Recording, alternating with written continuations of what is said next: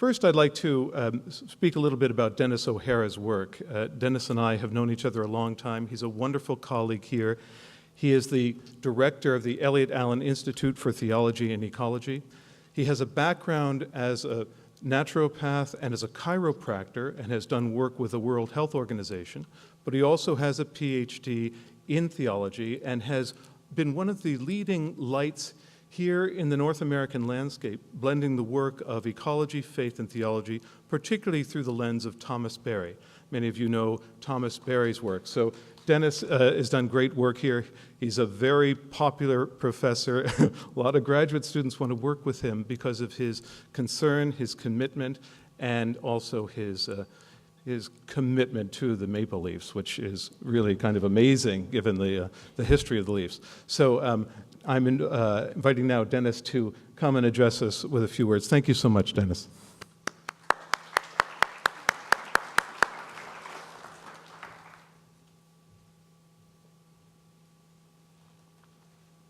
Thank you, Stephen, and thank you, Peter, for inviting me to be here tonight. This, as Peter said, this encyclical proved to be more than we thought. It was an encyclical that took quite a while to birth. The promulgation date kept getting delayed and delayed and delayed, and it was surprising that even before the release of the encyclical, I'd already given 8 talks on what would probably be in the encyclical. This is very unusual. First of all, to have people to ask you to talk about an encyclical is unusual, but to have you talk in anticipation of what might be there is really quite extraordinary. But I think that says something about the Pope himself, and most importantly, about the topic. I think if Francis was releasing an encyclical on, I don't know, some area of biomedical ethics or something, we would not have seen the same kind of response. What I want to do in a brief talk with you is to highlight some of the key points. And I think the first thing to mention is the fact that this is an encyclical, which for Roman Catholics is really important. An encyclical is a letter from the Pope that talks about moral issues or about matters of faith, and it requires our assent. It's not something that we can casually dismiss. If the Pope makes a statement at a luncheon meeting about a particular topic, I don't have to take that to heart. I'm not obliged to take it as a matter of faith. But when a Pope issues an encyclical, then this becomes a matter of faith that I have to pay attention to if I'm a Roman Catholic. I might dissent because my conscience calls me to do so, but I can't start from that position. I have to start from a position of assent. So I can't emphasize it enough that the fact that he chose to put it in an encyclical is extremely important. So there are 6 points that I want to make, and there's a lot more than that in these 6 points in the encyclical, but this is not one of my lectures in the classroom, so you'll be spared the long details. There is nothing new in this encyclical in the sense that you've all heard this before. There is nothing new in this encyclical that was new science or a new analysis of environmental issues. But it is the first time that we have a Pope saying this. So even the theological content of this is known to probably most of you. So to say that there is an intercommunion among the divine, the human, and the rest of creation isn't that new, even within the Roman Catholic tradition, but it's a reminder that this is so, that we are in a profound relationship with the rest of creation. It's not just about a human relationship between us and the divine or with other humans.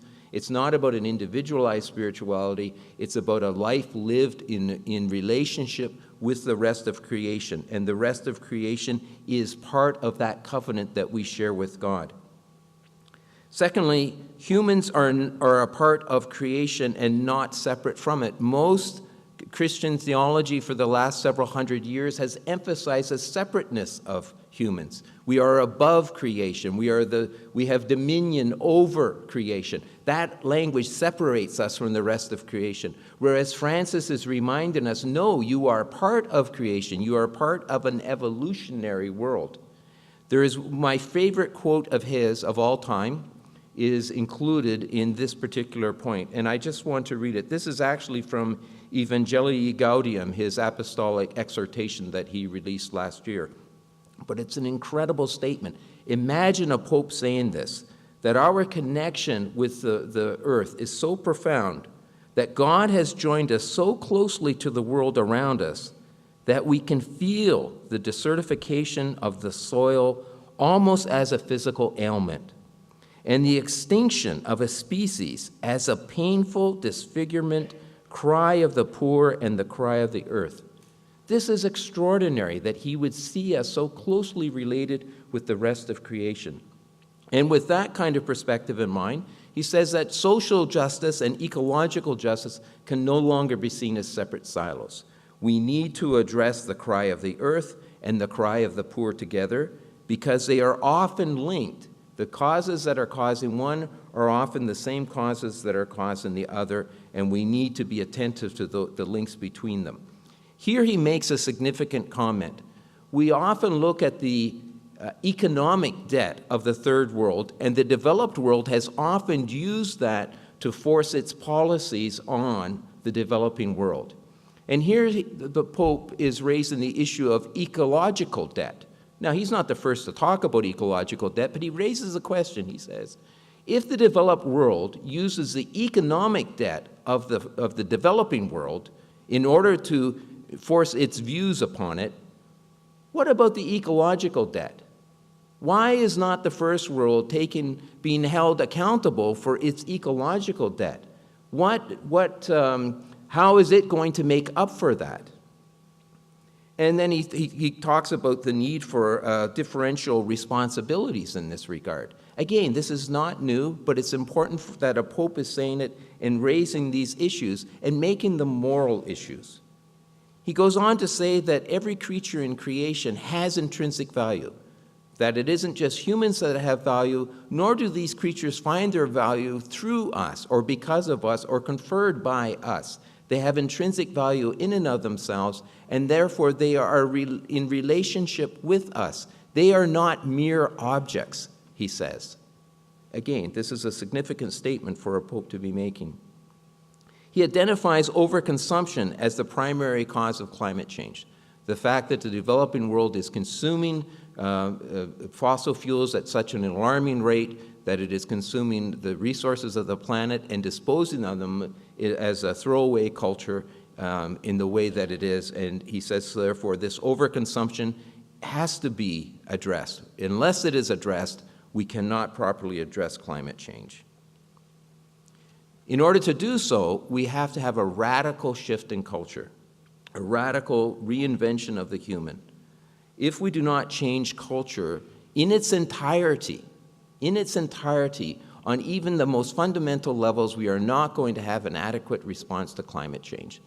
This is why he is calling out the way we do economics, the way we do politics, the way we set up our social structures, the way we treat the poor. All of these aspects of our culture have to be examined and challenged. And then finally, he calls out the political and economic leaders and said, you haven't done enough. The responses have been very weak. They have been lip service, but they have not been sufficiently put into practice. That the same kind of cultural change that we need within societies have to be occurring at the political and economic levels, and the leaders, especially in Paris in the December, and at the United Nations in September, need to be, these leaders need to be taken change more seriously. That's why he put out this encyclical when it did. When it was looking like it was going to be delayed even further, he made a strong push to say, no, it has to come out in June because we need to be, when I go to the UN in September and speak to the two houses of Congress, I want to make sure that that encyclical is out, and it needs to be helping to contribute to the dialogue that's going to be happening in Paris in December.